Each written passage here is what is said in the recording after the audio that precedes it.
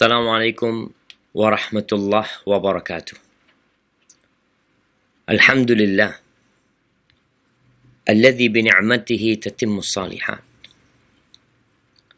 Segala puji bagi Allah Jalla Jalaluh yang karena nikmatnya kebaikan-kebaikan menjadi sempurna.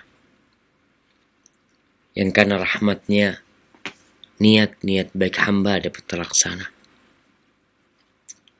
Allahumma lakal hamdu kulluh wa lakal syukru kulluh wa ilaika yurja'ul amru kulluh. Allahumma salli wa sallim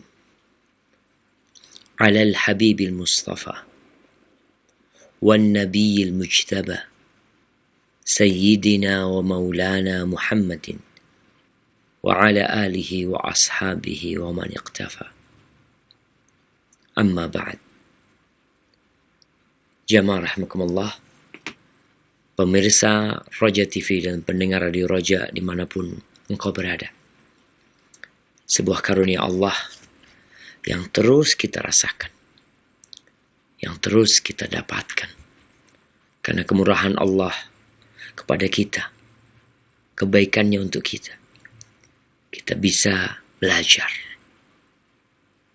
Mungkin sebagian orang atau banyak manusia tidak menghargai nikmat menuntut ilmu agama. Padahal kata Rasulullah sallallahu alaihi wasallam, "Man yuridillah bihi khairan yufaqihu fiddin." Barang siapa yang Allah menginginkan kebaikan buat tuh orang. Kita tuh kadang-kala merasa Allah cinta sama kita. Sebagian orang merasa Allah sayang sama dia. Allah menginginkan kebaikan buat dia. Dengan apa dia menilai? Dengan harta? Dengan rizki yang dilimpah ruahkan untuknya?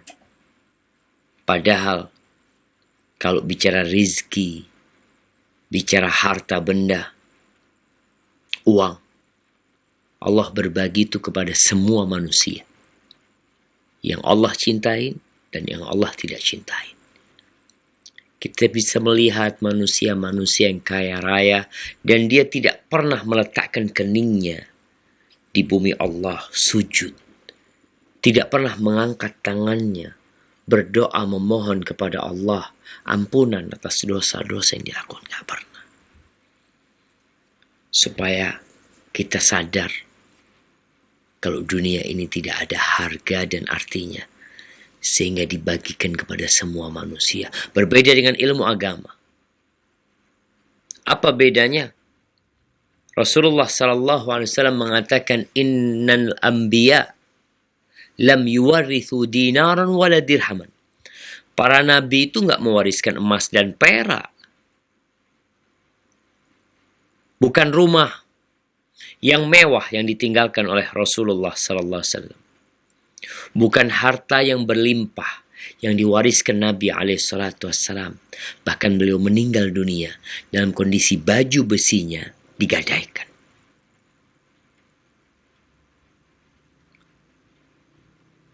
Lalu apa yang diwariskan? Wa innama warrathul ilm. Yang diwariskan oleh para nabi adalah ilmu. Faman akhadahu akhadha bihadzin wafir.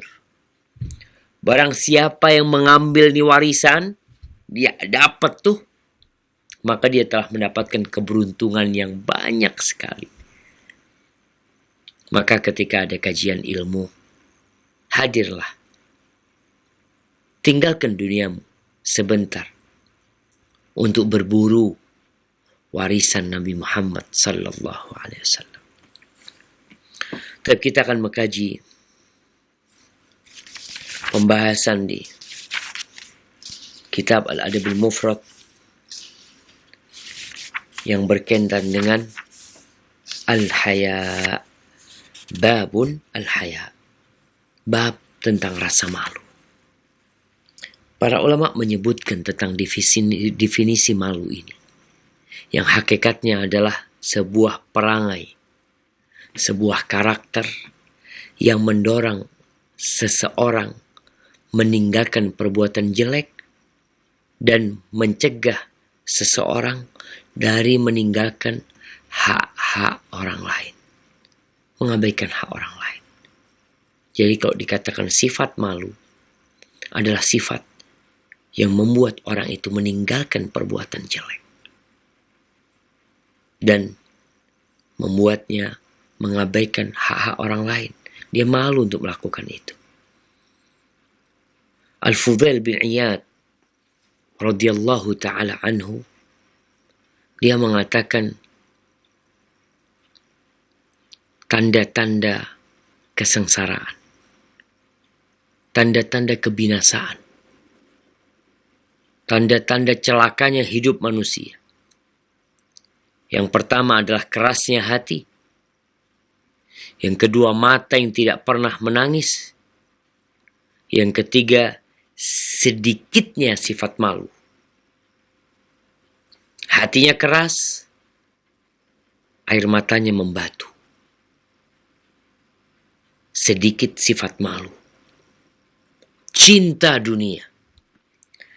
Dan panjang angan-angan. Itu orang sudah sengsara hidupnya.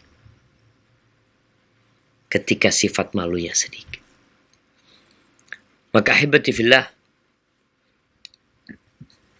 kita perlu bertanya, apakah kita sudah memiliki sifat malu yang cukup? Atau belum? Karena bicara sifat malu, kita akan berbincang tentang iman. Yang pada pembahasan sebelumnya, kita telah membahas sabda Rasulullah sallallahu alaihi wasallam, al-imanu bid'un wa sittuna au bid'un wa sab'una syu'bah. Iman itu memiliki cabang 60 lebih atau 70 lebih. Afdaluha la ilaha illallah. Yang paling mulia adalah la ilaha illallah. Wa adnaha imatatul adha 'anit tariq. Dan yang paling rendah adalah iman yang terendah adalah menyingkirkan al-adha, sesuatu yang mengganggu di jalan. Menyingkirkan. Itu iman terendah. Wal haya syu'batun minal iman. Dan sifat malu adalah salah satu cabang keimanan. Kemudian di hadis yang selanjutnya, hadis nomor 599, Al-Imam Al-Bukhari mengatakan haddatsana Ali ibn Ja'ad. Qala akhbarana Syu'bah an Qatadah an Abdullah ibn Ubaidillah ibn Abi Utbah maula Anas qala sami'tu Aba Sa'id qala kana an-nabiy sallallahu alaihi wasallam ashadda haya'an min adra' fi khidriha wa kana idza kariha syai'an arafnahu fi wajhi. Ini Abu Sa'id Al-Khudri radhiyallahu anhu mengatakan Nabi kita, Nabi Muhammad alaihi salatu wassalam, yang tiada makhluk yang lebih mulia dari beliau. Tidak ada yang pernah menginjakkan kakinya di muka bumi ini yang lebih baik dari Nabi kita Muhammad alaihi salatu wassalam. Bagaimana karakter beliau? Bagaimana sifat beliau? Abu Sa'id mengatakan, Nabi itu lebih pemalu daripada seorang gadis pingitan dalam bingkai pingitannya. Nabi lebih pemalu dari dia. Itu yang namanya gadis pingitan, malu sekali. Pemalu banget dia. Dia gak pernah keluar rumah. Dia gak pernah berjumpa sama laki-laki yang bukan mahramnya. Sehingga dia jadi pemalu. Rasulullah SAW lebih pemalu dari itu perempuan. Wa kana idza kariha syai'an. Nabi itu kalau nggak suka dengan sesuatu, kalau membenci sesuatu, apa kata para sahabat? Arafnahu fi wajhi. Nggak perlu ngomong Nabi SAW. Kita bisa mengetahuinya dari perubahan rona wajah Nabi SAW. Jadi itu orang yang pemalu, nggak teriak-teriak. Nggak kasar ngomongnya. Ketika dia melihat sesuatu atau merasa tersakiti, rasa malu itu membuatnya terdiam, memendam amarah, mengontrol emosi. Tapi terkadang panasnya hati itu kemudian keluar di rona merah yang ada di wajah. Maka para sahabat tahu. Aisyah radhiyallahu taala anha ketika melihat Nabi SAW wajahnya berubah, dia langsung mengatakan, tubtu ilallah, aku tobat kepada Allah kalau aku melakukan kesalahan. Karena dia udah tahu. Dan ini penting buat para wanita. Ketika melihat suaminya diam, ada perubahan di wajahnya, maka seharusnya dia tahu diri. Mungkin dia melakukan sesuatu yang membuat suaminya marah. Tapi suaminya nggak ngomong. Iya, cukup. Perubahan raut wajah menunjukkan nih orang baik. Ini orang memiliki sifat malu yang lebih. Yang itu merupakan cabang dari keimanan. Dan ketika orang tidak punya rasa malu, idalam tastahi fasna' ma syi'ta. Kalau engkau nggak punya malu, udah lakukan semaumu. Semaumu, ucapkan seenakmu. Kadang-kala kita melihat ada orang yang menulis komentar yang subhanallah sangat memalukan. Kalau orang tuanya membaca komentar itu, mungkin orang tuanya akan muntah dengan ucapan anaknya. Kalau itu komentar ayahnya, anaknya tahu, anaknya akan benci sama ayahnya. Karena sifat malu ini membuat orang jadi menjaga diri melakukan perbuatan-perbuatan yang buruk. Baik itu perbuatan lisan atau perbuatan raga dan tubuh kita. Maka lihatlah Rasul SAW. Seperti itu. Luhurnya sifat malu di Nabi SAW. Baik, kemudian hadis yang selanjutnya. Al-Imam Bukhari mengatakan qala haddatsana Abdul Aziz ibn Abdullah qala haddatsana Ibrahim ibn Sa'ad an Salih an Ibn Shihab anna Uthman wa Aisyah haddathahu anna Abu Bakar ista'dhana ala Rasulillah sallallahu alaihi wasallam wa huwa muttaji'un ala firashi Aisyah labisan mirta Aisyah. فأذن لأبي بكر وهو كذلك فقضى إليه حاجته ثم انصرف ثم استأذن عمر رضي الله عنه فأذن له وهو كذلك فقضى إليه حاجته ثم انصرف قال عثمان ثم استأذنت عليه فجلست وقال لعائشة اجمعي إليك ثيابك قال فقضيت إليه حاجتي ثم انصرفت قال فقالت عائشة يا رسول الله لم أرك فزئت لأبي بكر وعمر رضي الله عنهما كما فزئت لعثمان قال رسول الله صلى الله عليه وسلم إن عثمان رجل حيي وإني خشيت إذا أذنت له وأنا على تلك الحال أن لا يبلغ إلي في حاجته. Ini cerita dari Sa'id ibn As mendapatkan berita dari Uthman dan Aisyah. Dari dua sahabat. Yang dua-duanya hadir dalam peristiwa ini.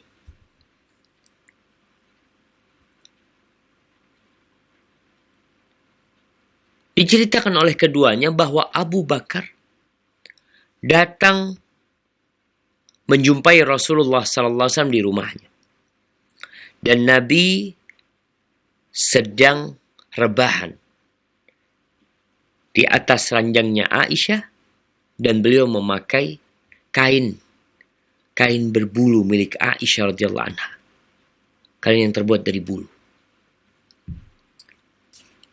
Beliau tetap rebahan kayak gitu. Pakai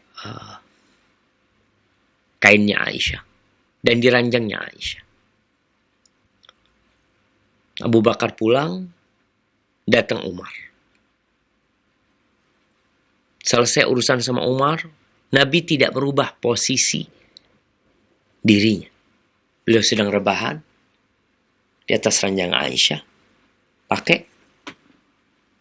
kainnya Aisyah. Kemudian datang Utsman bin Affan, minta izin untuk masuk. Dikasih izin. Ketika Utsman masuk, Nabi SAW duduk. Yang awalnya rebahan, tidurannya, beliau duduk. Dan mengatakan kepada Aisyah, Aisyah, lempit nih pakaian yang awalnya digunakan untuk menutup diri Nabi SAW. Sudah dilempit sama Aisyah. Nabi urusan sama Utsman bin Affan sampai urusannya selesai. Kemudian pergi Utsman. Aisyah radhiyallahu taala anha sebagai seorang istri melihat sesuatu yang tidak biasa. Kok lain Nabi SAW menyikapin dua sahabat senior, Abu Bakar yang merupakan mertuanya, Umar yang merupakan mertuanya, tapi menghadapi Utsman yang merupakan menantu, kok beda sikapnya? Maka ditanyakan oleh Aisyah, kenapa ya Rasulullah? Kok begitu pedulinya sama Utsman bin Affan? Sampai kau duduk, kainnya dilempit, diambil. Apa kata Nabi SAW? Inna Utsman rajulun hayy. Sesungguhnya Utsman bin Affan itu orang yang pemalu. Pemalu banget Utsman bin Affan. Wa inni khasyid, aku takut kalau aku memberikan izin kepada dia dan aku dalam kondisi rebahan seperti dalam kondisi menyumpahin Abu Bakar dan Umar, aku takut dia tidak bisa menyampaikan hajatnya. Nggak selesai akhirnya urusannya Utsman bin Affan. Wallahi jamaah rahimakumullah, kalau bicara Utsman radhiyallahu taala anhu, beliau itu adalah orang yang tampan, yang pemurah, yang pandai bersedekah. Dan beliau adalah ibn binti ammatin Nabi SAW. Anak putri bibi Nabi SAW. Anak putri bibi Nabi SAW. Jadi seperti keponakan sepupu. Statusnya dengan Nabi SAW keponakan sepupu. Nabi SAW menikahkan Utsman dengan putrinya Ruqayyah. Namun Ruqayyah meninggal dunia pada waktu perang Badar. Maka Utsman gak ikut perang Badar. Karena Utsman harus merawat istrinya. Kemudian Nabi SAW menikahkan Utsman dengan Ummu Kulthum, putri Nabi yang kedua. Dikatakan yang pertama itu Zainab, kemudian Ruqayyah, kemudian Ummu Kulthum yang ketiga, kemudian Fatimah radhiyallahu taala anha. Ketika tahun ke-6 Hijriah, Rasulullah SAW berangkat ke Mekah bersama 1.400 sahabat untuk melaksanakan umrah. Akan tetapi orang-orang Quraisy menghadang Rasul SAW dan para sahabatnya, menutup jalan bagi mereka untuk masuk ke kota Mekah. Nggak boleh masuk Mekah. Akhirnya Nabi SAW hendak mengirim sahabat untuk berdialog, berjumpa dengan tokoh-tokoh Quraisy, menjelaskan kepada mereka tentang kedatangan Nabi SAW bersama sahabatnya ke kota Mekah. Yang mau dikirim Umar bin Khattab.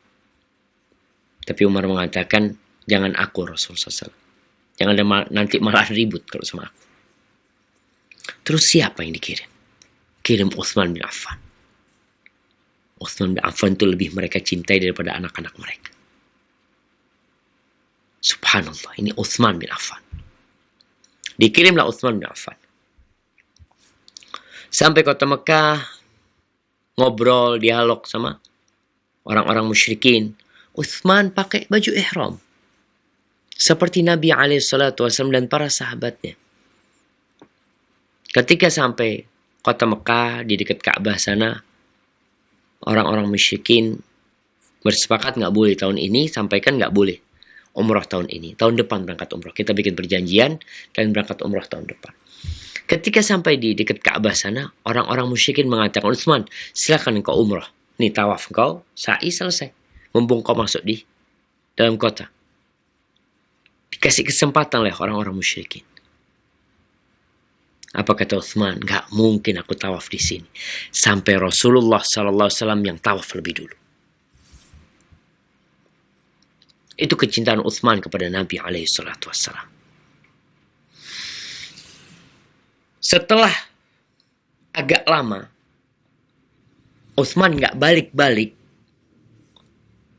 maka ada isu yang tersebar. Nih kalau bicara hoax jemaah, berita, dusta, isu, itu bukan baru sekarang adanya. Di masa Nabi SAW sudah ada. Kenapa ada aturan? Ya ayyuhalladzina amanu in ja'akum fasiqun binaba'in fatabayyanu an tusibu qauman bijahalah fatusbihu ala ma fa'altum nadimin. Udah dibikin aturan, kalau ada orang fasik bawa berita kepada kalian, kalian jangan percaya serta-merta kepada dia. Tabayyun, di cross check, dicari tahu benar nggak beritanya. Karena berita itu nyampe kepada Nabi SAW dan mereka tidak bisa mengkonfirmasi. Karena Utsman ada di dalam sana. Dalam penjagaan atau dalam penguasaan orang-orang musyrikin. Maka Nabi SAW mengajak 1.400 sahabatnya untuk baiat. Kalau benar Utsman dibunuh, kita perang. Kita harus melakukan pembelaan. Mereka berbaiat untuk siap mati. Untuk siapa? Untuk Utsman bin Affan radhiyallahu anhu. Yang informasinya disebarkan bahwa dia telah meninggal dunia. Dan pada akhirnya, ya kalau bicara Utsman bin Affan ya, bagaimana rasa malu dia. Disebutkan bahwa Utsman bin Affan ini gak pernah beliau membangunkan keluarganya atau membangunkan budaknya, kecuali kalau mendapatin mereka bangun. Di malam hari Utsman mau sholat malam ya, karena dia selalu sholat malam. Bahkan pernah sholat malam beliau sholat 1 rakaat dan beliau membaca dari awal Al-Quran sampai khatam. Kalau malam hari beliau bangun mau sholat malam, bos punya banyak budak, beliau tidak membangunkan budaknya untuk membantu dia mengambil air untuk berwudu. Enggak. Kalau ketemu ada yang bangun, maka Utsman minta tolong. Tapi kalau enggak, dia lakukan semuanya sendirian. Dan Utsman bin Affan meninggal syahid. Dibunuh oleh kaum pemberontak. Karena hasutan orang-orang yang tidak benar. Menghasut pemerintah. Akhirnya mereka berontak dan membunuh Utsman bin Affan radhiyallahu taala anhu pada tahun 35 Hijriah. Dan Rasulullah sallallahu alaihi wasallam pernah menyampaikan kepada para sahabat dan kepada Uthman bin Affan, "Basyirhu bil jannah ala balwan tusibu." Kasih kabar gembira kepada dia dengan masuk surga, tapi dengan bala yang akan menimpa dia. Itu bala dengan terbunuhnya Uthman bin Affan radhiyallahu ta'ala. Jadi Uthman benar-benar orang yang pemalu, jemaah. Ketika pemberontak itu datang hendak mengepung rumahnya Uthman bin Affan, datang para sahabat Nabi, datang Hasan dan Husain dengan pedang mereka, siap membantu Uthman bin Affan. Kata Uthman, "Gak usah kalian pulang, semua kalian pulang. Gak usah. Biar Allah menyelesaikannya." Dan akhirnya Uthman terbunuh radhiyallahu ta'ala anhu. Dengan kejam dilakukan oleh orang-orang Khawarij yang mereka tidak faham tentang agama kecuali hanya kulitnya belaka. Dan agama gak ada kulit dan isi sebenarnya, jamaah. Tapi dia tidak memahami agama kecuali sedikit. Gampang terprovokasi, gampang dihasut, maka seorang muslim tidak belajar agama. Maka kita lihat Rasulullah sallallahu alaihi wasallam malu kepada Uthman bin Affan. Kemudian di hadis ini ada satu pesan penting dari Nabi alaihi salatu wasallam. Nabi itu takut nanti Uthman nggak menyampaikan hajatnya dengan sempurna karena dia malu. Sedangkan di masa sekarang ini banyak orang-orang yang tidak mau membantu orang lain. Memang sengaja mempersulit orang lain. Bukan malah memberikan kemudahan. Dan kita tahu nih, bagi siapa aja yang menjabat sesuatu, sehingga dia mengurusin urusan orang lain, dia bisa memudahkan dan bisa mempersulit, dia punya kekuasaan untuk itu. Ingat, dengan sabda Nabi SAW, beliau mendoakan, Allahumma man waliya min amri ummati syai'an fashaqqa alaihim fashkuk alaih. Ya Allah, barang siapa yang ngurusin urusan umatku, sesuatu dia punya kekuasaan, dari pejabat rendahan sampai pejabat tertinggi, kalau dia mempersulit umatku, persulit dia ya Allah. Ini doa Nabi SAW. Nabi SAW bukan mempersulit. Beliau malah duduk demi agar Uthman bisa menyampaikan hajatnya dan Nabi SAW bisa membantu dia. Dan seperti itu seharusnya pejabat muslim. Ketika dia duduk mendapatkan amanah menjadi pejabat untuk melaksanakan tugasnya dengan baik. Mempermudah urusan orang dan bukan mempersulit. Dan ketika seorang melihat pemimpinnya melakukan kesalahan, maka hendaklah dia menegur dan memperbaiki, tapi dengan cara yang sesuai dengan sunnah Nabi alaihi salatu wassalam. Baik, kemudian di hadis yang selanjutnya Imam Bukhari mengatakan, qala hadatsana Ibrahim ibn Musa qala hadatsana Abdul Razzaq an Ma'mar an Thabit al-Bunani an Anas bin Malik an Nabi sallallahu alaihi wasallam qala ma kana al-haya'u fi syai'in illa zana wa ma kana al-fuhsyu fi syai'in illa syana. Hadis ini diriwayatkan oleh Thabit al-Bunani radhiyallahu ta'ala anhu, seorang tabi'in yang pernah berdoa. Ini muridnya Anas bin Malik radhiyallahu ta'ala anhu. Dia itu pernah berdoa mengatakan, Allahumma in kunta a'taita ahadan as-salata fi qabrih fa'atini as-salata fi qabri. Ini athar sahih. Thabit mengatakan, ya Allah, kalau engkau anugerahkan kepada seorang hamba salat di kuburannya, maka berikan aku bisa sholat di kuburan. Dari cintanya dia amal sholat, Thabit Al-Bunani. Dan ada riwayat yang mengatakan doa dia dikabulkan. Ada yang melihat Thabit Al-Bunani sholat di kuburannya. Namun hadis itu dhaif. Wallahu a'lam bishawab. Baik. Thabit meriwayatkan dari Anas bin Malik, pembantu Rasulullah sallallahu alaihi wasallam atau pelayan Nabi alaihi salatu wasallam. Anas mengatakan bahwa Nabi alaihi salatu wasallam bersabda, "Ma kana al-haya'u fi syai'in illa zana, wa ma kana al-fuhsyu fi syai'in illa syana." Tidaklah sifat malu ini ada pada sesuatu melainkan akan memperindahnya. Dan tidaklah al-fuhsh, ucapan yang kotor, tindakan-tindakan jelek, kalau ada di sesuatu, melainkan itu akan memperburuknya. Kalau ada orang yang mungkin penampilannya tidak bagus, bajunya tidak indah, wajahnya juga tidak tampan, tapi kalau dia punya sifat pemalu, dia akan jadi indah dan menawan. Karena sifat malu itu. Sebaliknya, mungkin ada orang yang tampan, gagah perkasa, seorang wanita yang cantik, parasnya, indah penampilannya,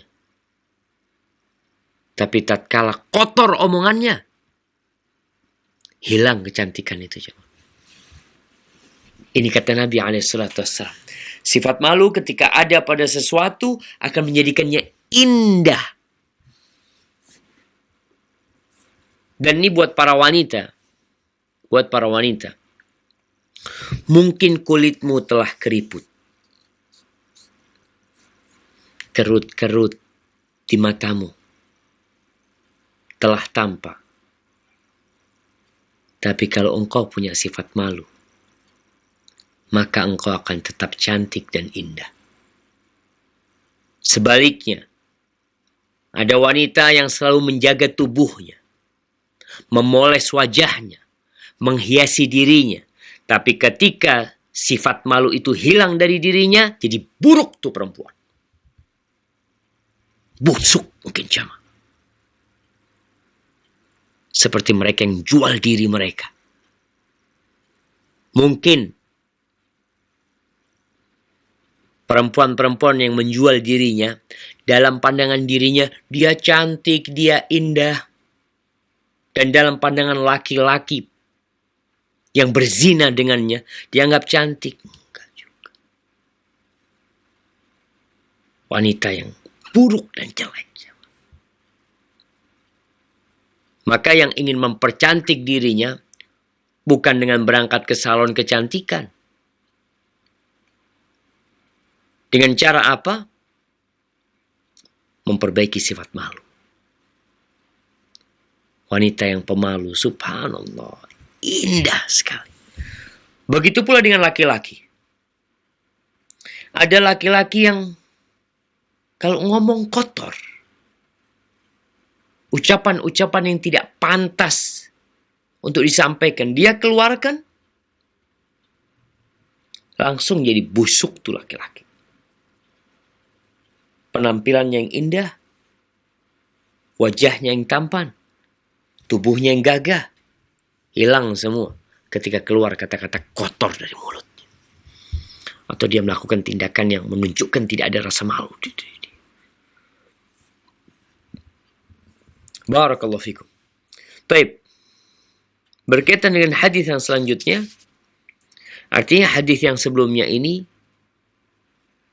seharusnya memotivasi kita untuk memiliki sifat malu. Menjaga lisan kita dari ucapan-ucapan yang kotor dan perbuatan-perbuatan. Ada isyarat-isyarat dengan tangan yang maknanya buruk. Ada isyarat dengan tangan. Mungkin di barat seperti apa, di Indonesia seperti apa. Isyarat dengan jari. Ketika engkau melakukan itu, hilang keindahan diri. Kemudian hadis selanjutnya, Imam Bukhari mengatakan haddatsana Ismail qala haddatsani Malik an Ibn Shihab an Salim an Abi anna Rasulullah sallallahu alaihi wasallam marra birajulin ya'idhu akhahu fil haya faqala da'hu fa innal haya'a minal iman. Ini hadis dari Abdullah bin Umar bin Khattab radhiyallahu taala anhu, bahwa Rasulullah sallallahu alaihi wasallam melihat seorang kakak menasehati adiknya dalam sifat malu ini. Karena sifat malu ini membuat orang kadang-kala tidak mau mengambil haknya. Ada orang punya utang sama dia. Dia malu mau menagih. Terus gimana? Nih ada orang yang nasihatin adiknya tentang urusan sifat malu. Kamu jangan pemalu, macam-macam lah. Apa kata Nabi SAW? Da'hu fa innal haya'a minal iman. Biarkan dia. Biarkan dia. Biarkan dia dengan sifat malunya. Kenapa? Karena sesungguhnya sifat malu itu termasuk dari keimanan. Ada hadis yang mengatakan fa innal haya'a la ya'ti illa bi khairin. Karena sifat malu itu tidak akan mendatangkan kecuali kebaikan. Kalau tadi ada orang yang punya utang sama dia, lalu dia malu untuk menagihnya, itu jadi baik buat dia. Dia akan mendapatkan pahala di sisi Allah Azza wa Jal. Ketika dia tidak berucap kecuali setelah dia berfikir. Ada orang-orang ketika ngomong, kata-katanya bisa dihitung. Kemudian dia juga tidak banyak ngomong. Itu sifat yang mulia. Maka biarkan orang yang punya sifat malu. Ada orang yang minta-minta sama dia, malu dia kalau nggak ngasih. Ada saudara yang menceritakan kesedihannya, malu kalau dia nggak ngasih. Nggak membantu. Ada yang seperti itu. Maka biarkan. Fa'inal haya' la ya'ti illa bi khair. Tapi dalam menegakkan kebenaran, seorang tetap dia tegakkan kebenaran. Jangan mengatakan malu. Karena kita tahu sifat malu adalah sifat yang membuat orang itu meninggalkan perbuatan-perbuatan yang buruk. Dan dia memberikan hak orang lain. Tidak mengambil hak orang. Itu pemalu jamaah. Baik. Hadis yang selanjutnya. Imam Bukhari mengatakan haddatsana Abdullah. Qala haddatsani Abdul Aziz bin Abi Salamah. An Ibn Shihab an Salim an Ibn Umar radhiyallahu anhuma. Marra an-Nabiy sallallahu alaihi wasallam ala rajulin yu'atibu akhahu fil haya. Ini sama. Nabi alaihi salatu wasallam lewatin seseorang yang menegur saudaranya, adiknya atau kakaknya dalam urusan sifat malu dia mungkin yang berlebihan. Hatta ka'annahu yaqulu adarra bika. Sampai kakaknya ini mengatakan kepada adiknya, gara-gara sifat malumu itu engkau membahayakan dirimu sendiri. Contoh tadi, ada orang punya utang sama anak malu mau nagih. Mau ingatkan malu, mau minta. Padahal dia punya utang. Mungkin dianya sudah lupa. Maka dikatakan ini sifat malumu membahayakan dirimu. Faqala da'hu fa innal haya minal iman. Maka Nabi SAW mengatakan biarkan dia.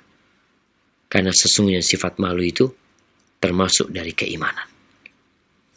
Barakallahu fikum. Baik.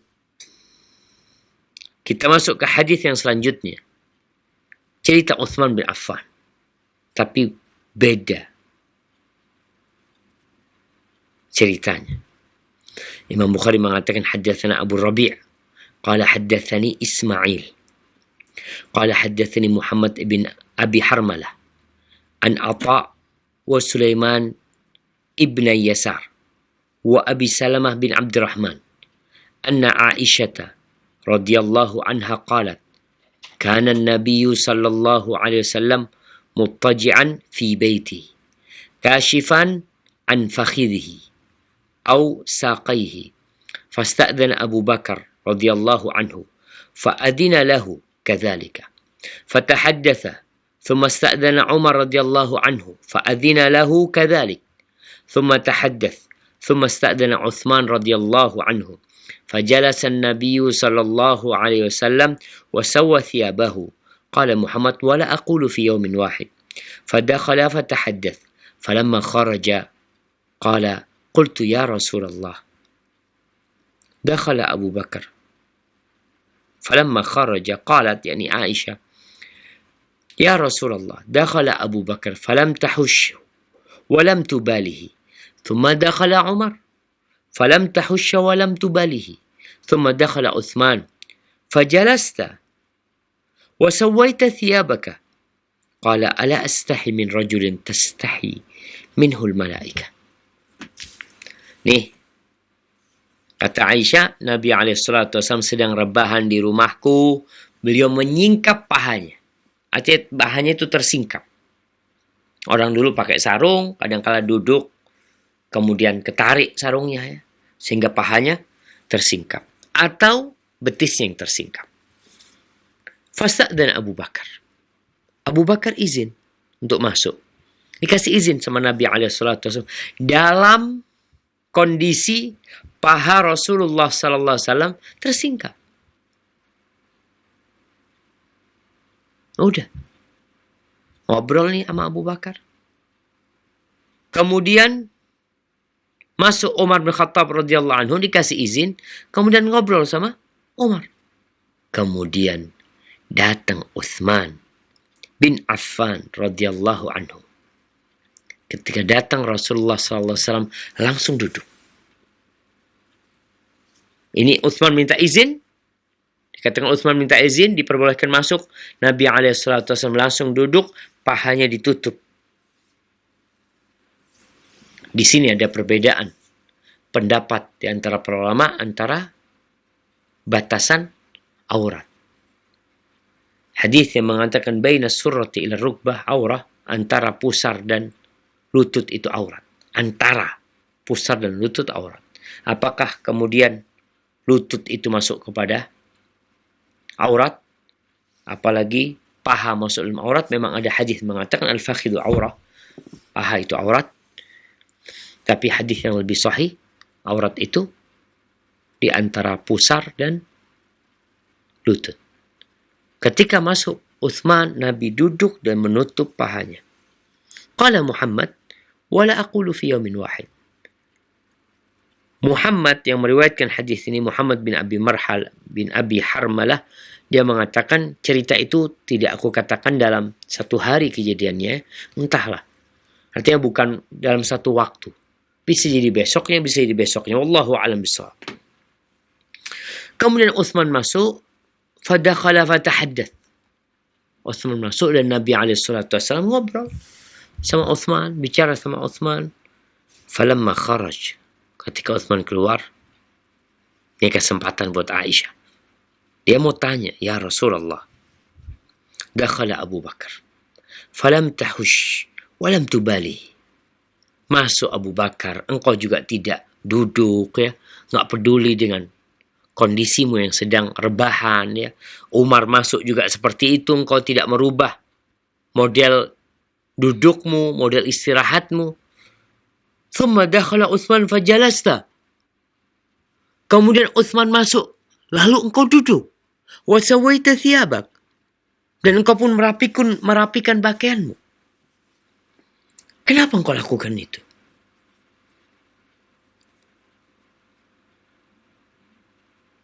Kalau cerita yang awal, Nabi mengatakan alaihi salatu wassalam, al-haya'u syu'batun minal iman.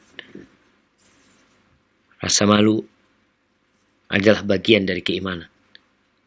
Dan Utsman adalah rajulun hayy, orang yang pemalu. Di hadis ini, Nabi SAW mengatakan, Ala astahi, atau astahi, min rajulin tastahi minhul malaika. Apa aku nggak malu dengan seseorang yang malaikat aja malu sama dia? Malaikat makhluk yang halus, yang tercipta dari cahaya, yang dengan setiap manusia ada malaikat yang mendampinginya. Itu malu sama Utsman bin Affan. Kalau malaikat ajak malu, masa aku nggak malu? Maka di sini jemaah, sifat malu itu mencegah orang untuk melakukan tindakan-tindakan yang buruk. Dia tidak akan korupsi. Dia tidak akan membohongi umat. Dia tidak akan merampas milik orang lain. Kenapa? Karena sifat malu itulah yang membuat dia tidak melakukan dosa-dosa. Maka di sini Rasulullah Sallallahu Alaihi Wasallam menyebutkan betapa besarnya sifat malu Utsman bin Affan, yang kemudian mengantarkan Utsman untuk meninggal dunia dengan dizalimi, dibunuh oleh orang-orang Khawarij pada waktu itu. Haibati fillah, berbincang tentang sifat malu ini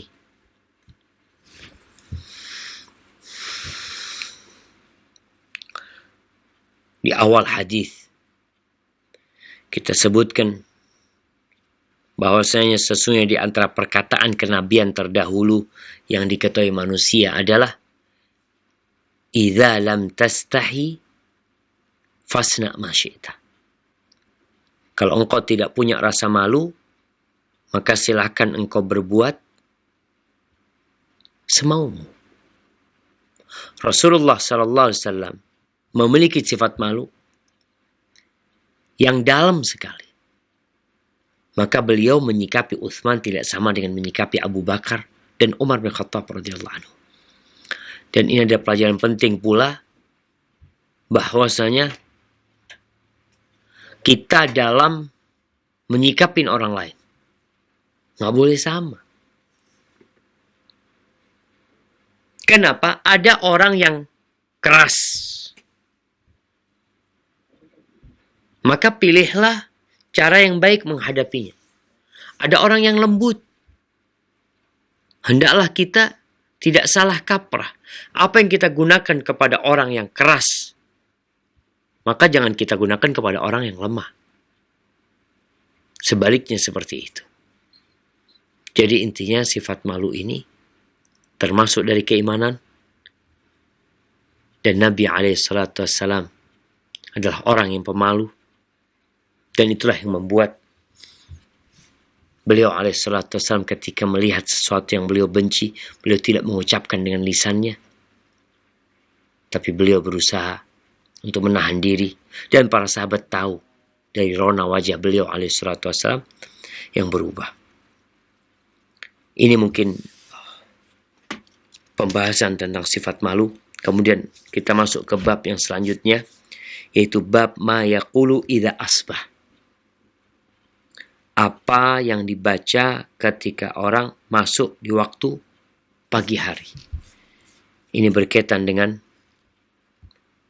doa. Kenapa jamaah kita sebagai seorang hamba, kita mengetahui bahwasanya ada banyak tantangan yang akan kita hadapi setiap harinya. Ada anak yang berangkat sekolah. Ada anak yang berangkat kuliah. Ada anak yang berangkat kerja. Ada orang tua yang berangkat mencari rizki. Dan kita nggak tahu apa yang akan terjadi dengan mereka. Maka di sini disebutkan sebuah athar. Tapi athar ini dhaif. Di mana Imam Bukhari mengatakan haddatsana Musa qala haddatsana Abu Uwanah qala haddatsana Umar an abihi an Abi Hurairah radhiyallahu anhu qala kana an-nabiy sallallahu alaihi wasallam idza asbaha qala, Nabi alaihi salatu wasallam kalau masuk waktu pagi beliau berdoa. Ada banyak doa yang dianjurkan untuk dibaca pada waktu pagi hari. Di antaranya di sini disebutkan, namun ingat hadisnya dhaif, sanadnya dhaif, kita akan bacakan yang sahih bentar lagi, di mana beliau membaca asbahna wa asbahal mulku lillah. Kita alhamdulillah bisa hidup di pagi hari ini dan kekuasaan itu milik Allah Azza wa Jal. Kemudian walhamdu kulluhu lillahi la syarikalah, dan ucapan alhamdu, pujian buat Allah, semuanya untuk Allah, tidak sekutu baginya. La ilaha illallah, tiada ilah yang berhak disembah kecuali Allah, dan kepadanya kita akan dihimpun. Adapun kalau sore hari beliau mengatakan amsayna, kita masuk pada waktu sore hari ini, bersyukur kepada Allah, kekuasaan milik Allah, segala puji semuanya milik Allah, tiada sekutu baginya. La ilaha illallah, tiada ilah yang berhak disembah kecuali Allah, wa ilaihil masir, dan kepadanya manusia akan dikembalikan. Ini sanadnya dhaif. Yang sahih, yang diriwayatkan oleh Imam Muslim, Nabi SAW mengatakan, asbahna wa asbahal mulku lillah. Kita hidup di pagi hari ini karena Allah, dan kekuasaan milik Allah. Walhamdulillah, dan pujian milik Allah. La ilaha illallah wahdahu la syarikalah. Segala puji bagi Allah, tiada yang berhak disembah kecuali Allah Azza wa Jal, tiada sekutu baginya. Ini sama kira-kira. Kemudian lahul mulku wa lahul hamdu wa huwa ala kulli syai'in qadir. Rabbi as'aluka khaira ma fi hadzal yawm wa khaira ma ba'dah. Ya Allah, aku meminta kepadamu kebaikan hari ini dan kebaikan yang sesudahnya. Wa a'udzubika min syarri ma fi hadzal yawm, dan aku berlindung kepadamu dari kejahatan yang ada pada pagi hari ini atau di hari ini. Wa syarri ma ba'da, dan kejahatan yang selanjutnya. Rabbi a'udzubika minal kasali wa su'il kibar. Ya Allah, aku berlindung kepadamu dari sifat malas dan masa tua yang buruk. Rabbi a'udzubika min adzabin finnar wa adzabin fil qabr. Wahai Rabbku, aku berlindung kepadamu dari azab di neraka dan azab di kuburan. Insyaallah masalah yang berkaitan dengan doa ini kita akan masuk ke bab-bab yang berkaitan dengan doa, agar seorang muslim setelah dia malu untuk melakukan tindakan-tindakan yang dimurkai Allah Azza wa Jal, dia datang kepada Allah, memohon kepada Allah. Karena doa, meminta kepada Allah, kita nggak boleh malu, karena Allah nyuruh kita untuk berdoa dan memohon kepadanya, namun dengan etika dan adab yang baik untuk berdoa.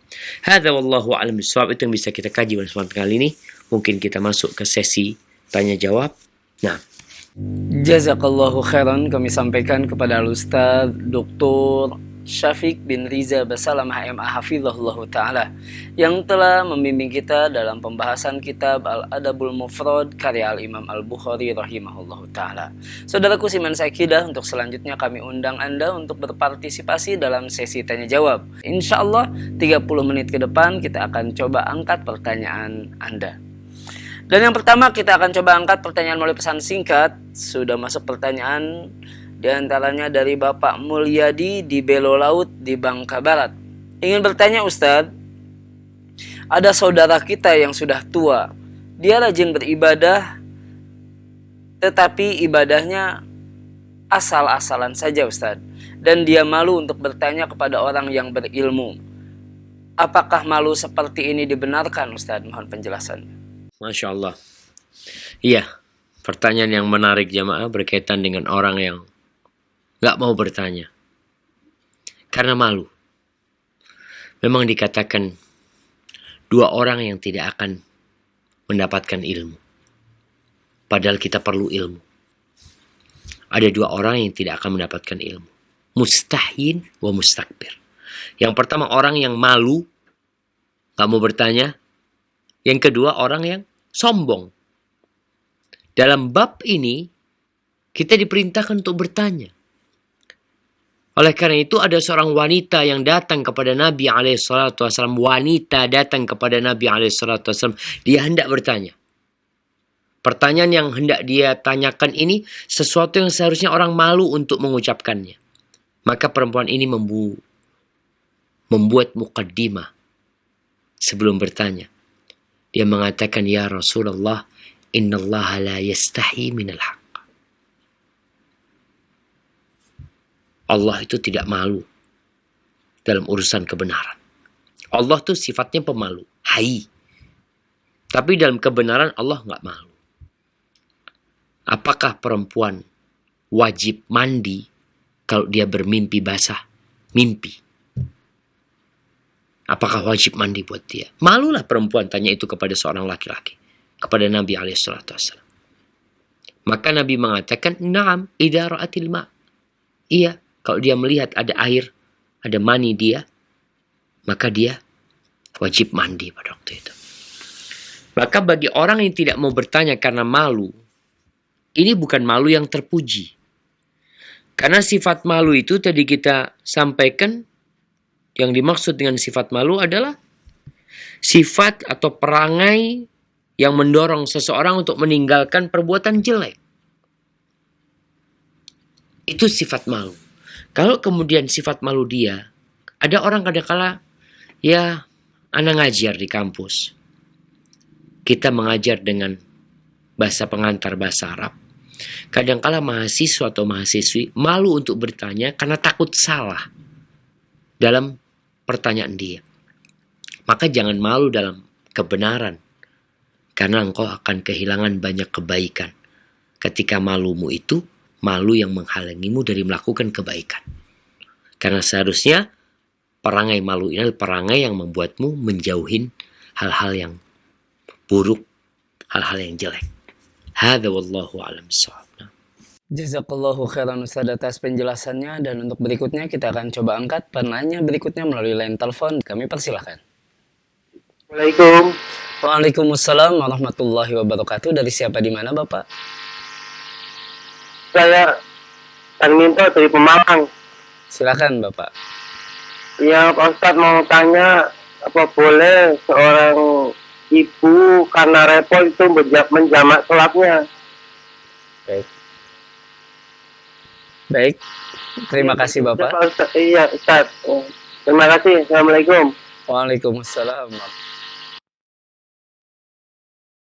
Barakallahu fiik. Allah Azza wa Jalla berkaitan dengan salat jemaah. Allah mengatakan inna salata kanat 'alal mu'minina kitaban mawquta. Sesungguhnya salat adalah kewajiban atas orang-orang yang beriman yang waktunya sudah ditentukan. Maka salat subuh sampai matahari terbit. Salat zuhur sampai masuk waktu asar. Salat asar sampai matahari menguning atau tenggelamnya matahari. Salat maghrib sampai masuk waktu isya, dan salat isya sampai pertengahan malam. Bagaimana ketika orang tidak bisa melakukan salat di waktunya? Ada dispensasi yang dijelaskan oleh Nabi SAW bagi orang untuk menjamak sholatnya. Yang pertama, dia musafir. Yang kedua, dia sakit. Nggak mampu untuk sholat di waktunya. Bagaimana kalau tidak ada sebab ini? Kadangkala hujan deras, sehingga Nabi SAW pernah menjamak sholat di masjid. Tapi Nabi SAW juga pernah menjamak sholat maghrib dan isya tanpa ada sebab. Tanpa ada hujan, tanpa ada hal yang menakutkan, beliau jamak. Abdullah bin Abbas yang meriwayatkan hadis ini di dalam Sahih Muslim menjelaskan kenapa Nabi melakukan itu. Nabi ingin memberikan penjelasan. Kata Ibnu Abbas, an laisa fi dinil haraj. Kalau di agama kita ini nggak ada yang sulit. Artinya kalau ada orang yang memang nggak mampu dia melaksanakan sholat tepat waktu, kondisi yang membuat dia tidak bisa melakukan duhur dan asar di waktunya masing-masing, kemudian dia menjamaknya, silahkan. Tapi tidak meremehkan agama, mudah-mudahan dalam beragama. Tapi memang ada sebab yang membuat dia terpaksa harus menjamak sholat itu. Dan ingat, ketika yang menjamak sholat itu bukan musafir, bukan orang yang dalam perjalanan, maka dia hanya boleh menjamak tanpa mengqosor, tanpa memendekkan sholatnya. Artinya sholat yang 4 tetap 4 rakaat.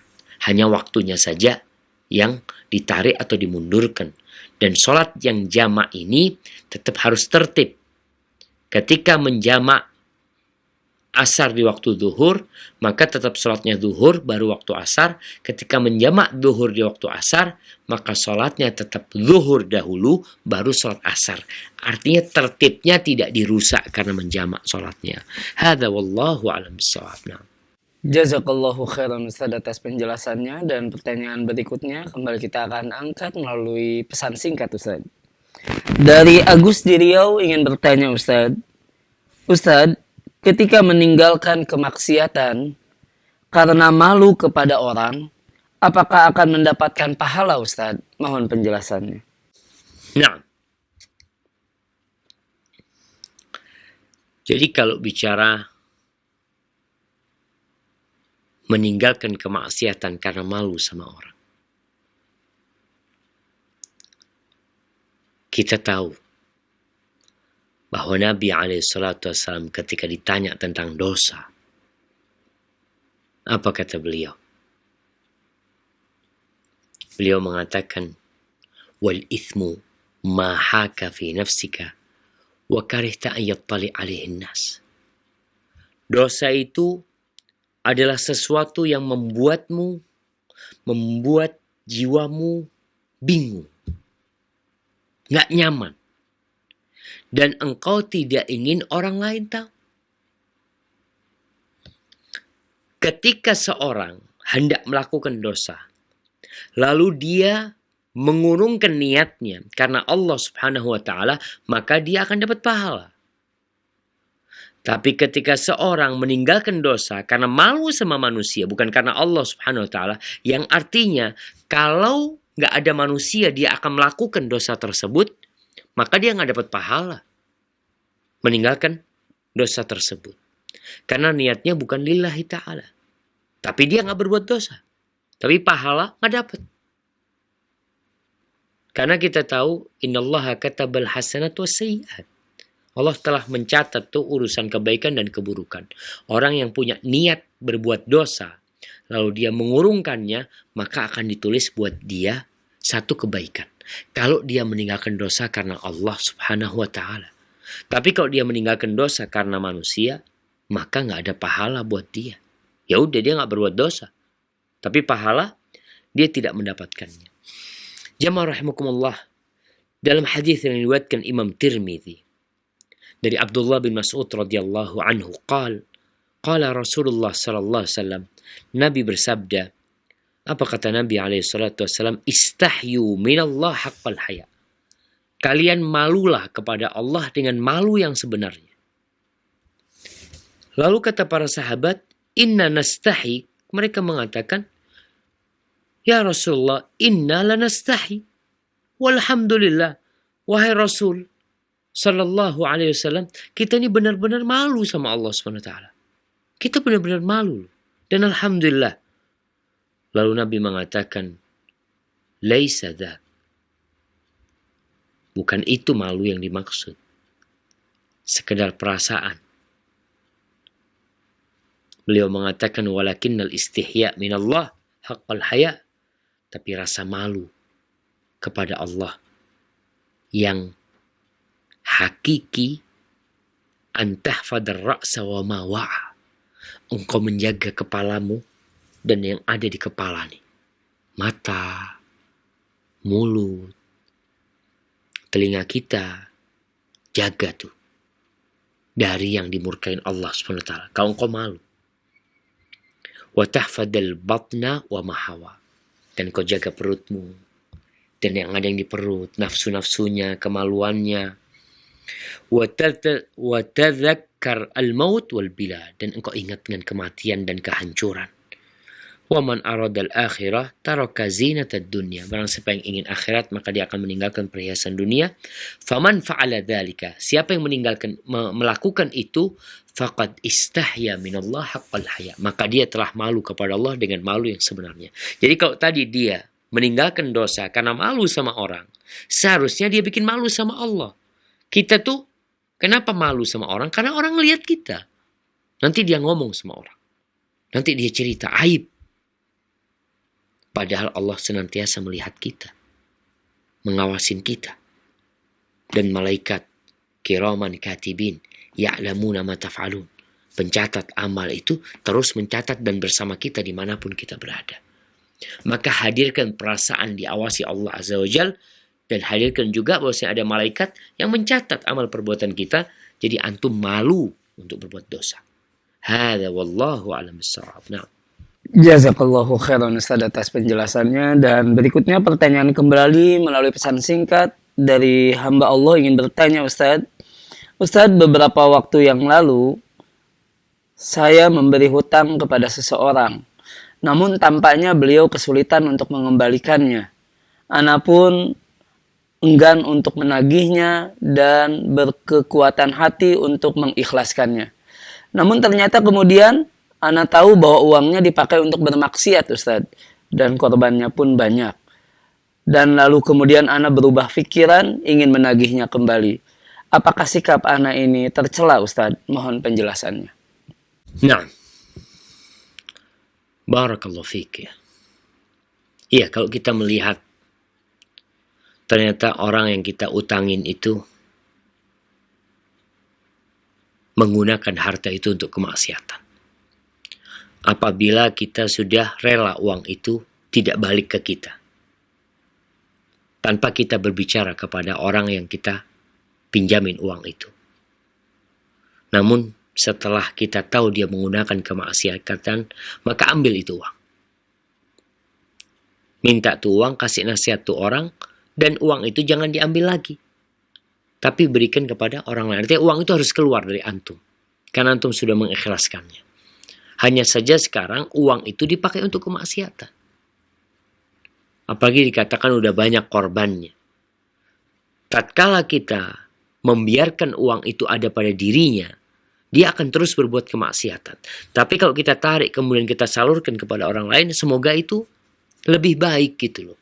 Wallahu a'lam bishawab. Tapi kemudian teman-teman nih yang hendak mengutangin orang lain juga perlu mencari tahu uang itu dipakai buat apa. Kita itu harus peduli sama saudara kita. Kebutuhan dia, keperluan dia, kondisi dia. Kalau ternyata buat kemaksiatan seharusnya kita tidak pinjamin. Sekarang bagaimana karena sudah dipakai, ya kita minta itu uang, kemudian kita berikan kepada orang lain. Yang penting uang itu tidak balik kepada antum. Yaitu wallahu a'lam bishawab. Mungkin bisa tanyakan kepada ustadz yang lainnya nanti. Nah. Allahu khairan Ustaz. Dan kita akan angkat kembali pertanyaan berikutnya melalui line telepon. Kami persilahkan. Iya. Halo, Assalamualaikum. Waalaikumsalam warahmatullahi. Dari siapa di mana Ibu? Dengan Septiari di Jakarta. Baik, silakan Ibu. Iya. Assalamualaikum Pak Ustadz. Waalaikumsalam. Iya. Yang ingin saya tanyakan tentang hukumnya ba'dal haji. Namun pada saat hidupnya seseorang itu tidak punya niat untuk haji. Bagaimana hukumnya Pak Ustadz? Baik. Jazakillahu khairan. Boleh satu lagi Pak? Satu saja Ibu. Oh, satu saja. Udah baik. Terima kasih. Assalamualaikum warahmatullahi wabarakatuh. Waalaikumsalam warahmatullahi wabarakatuh. Tafadhol Ustaz. Assalamualaikum warahmatullahi wabarakatuh. Baik, berkaitan dengan badal haji ya. Jumhur ulama sepakat bolehnya badal haji. Bahwasanya di masa Rasul sallallahu alaihi wasallam ada seorang yang niat melaksanakan ibadah haji atau umrah untuk saudaranya. Dia mengatakan labbaik Allahumma an syubrumah. Ya Allah, aku niat melaksanakan haji buat syubrumah. Lalu ditanya sama Nabi SAW, siapa syubrumah ini? Katanya, akhun li au qaribun li, kata dia, saudara atau kerabatku. Lalu ditanya sama Nabi SAW, apakah engkau sudah melaksanakan haji untuk dirimu sendiri? Katanya belum. Lalu Nabi SAW mengatakan, hujja an nafsika, thumma hujja an syubrumah. Hendaklah engkau melaksanakan haji untuk dirimu sendiri, kemudian haji buat syubrumah. Nabi tidak bertanya kepada dia apakah orang itu punya niat haji atau tidak. Ya wallahu a'lam bishawab. Yang jelas dia menghajikan saudaranya.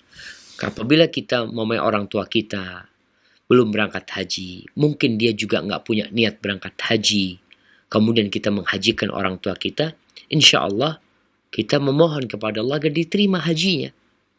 Berkaitan dengan dianya, yang kadang kala sudah mampu tapi tidak berangkat haji, dia akan dihisap. Jadi orang yang mati nanti akan dihisap. Kalau dikatakan dia mampu kemudian tidak ada keinginan untuk berangkat haji, dia akan dihisap, dia akan ditanya karena dia mati dalam kondisi belum melaksanakan haji, sedangkan dia mampu. Tapi kalau dia nggak mampu, ya gimana namanya orang nggak mampu ya. Terus kadang-kala kalau bicara niat ya, niat itu di hati. Mungkin ada orang mengucapkan sesuatu kayaknya anak nggak kepingin berangkat haji ya. Padahal di hatinya ingin, hanya dia melihat kemampuan dia, maka dia ya gimana mau berangkat haji dia nggak mampu, seperti itu ya. Hadza wallahu a'lam bishawab.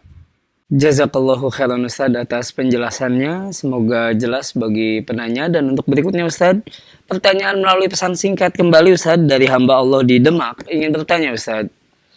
Ustaz, ada seorang suami yang sering mengungkit-ungkit pemberiannya ke istri, termasuk ketika istri berobat sehingga membutuhkan biaya berobat. Pertanyaannya Ustaz, apakah istri dengan hal demikian wajib mengembalikan biaya-biaya pengobatan tersebut Ustaz? Mohon penjelasannya. Nah, iya, kalau kita ngelihat suami istri ini, ada yang nafkah, kewajiban suami memberikan nafkah kepada istrinya. Maka yang itu jadi milik istri.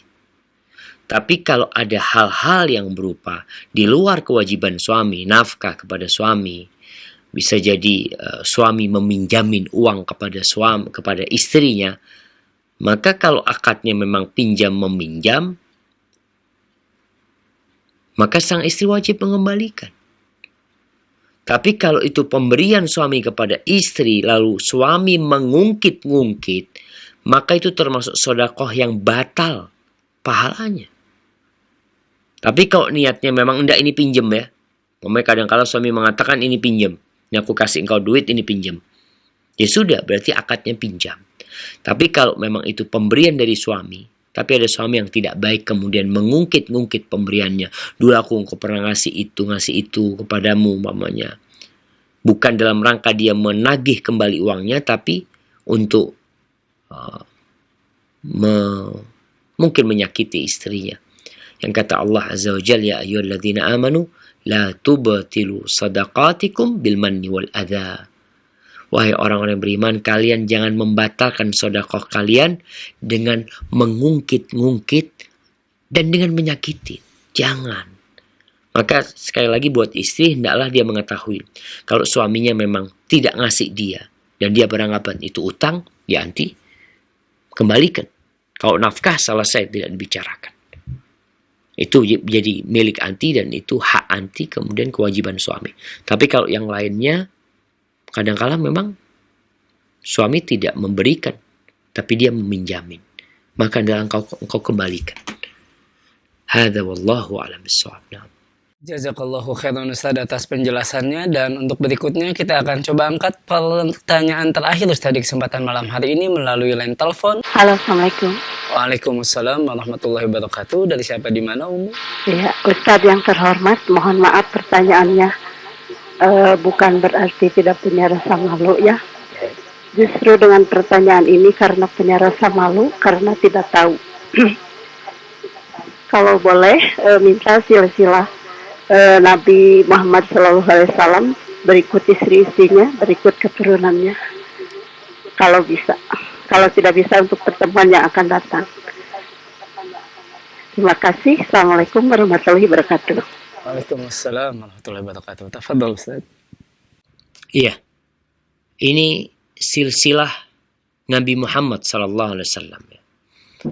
Kalau silsilah ke bapaknya, Nabi Muhammad adalah Muhammad bin Abdullah bin Abdul Muttalib bin Hashim bin Abdi Manaf bin Qusay bin Kilab, ya, sampai nyambung ke nasabnya Nabi Ismail alaihissalam bin Ibrahim. Kalau bicara anak keturunan Nabi alaihissalam, Maka Nabi SAW meninggal dunia, beliau meninggalkan satu orang putri. Beliau punya 4 putri. Beliau punya anak laki-laki, tapi anak laki-lakinya meninggal dunia ketika mereka kecil. Ada Abdullah, ada katanya Al-Qasim. Kemudian ada Ibrahim yang meninggal di Madinah. Ibrahim ini meninggal di Madinah dalam kondisi masih dalam susuan.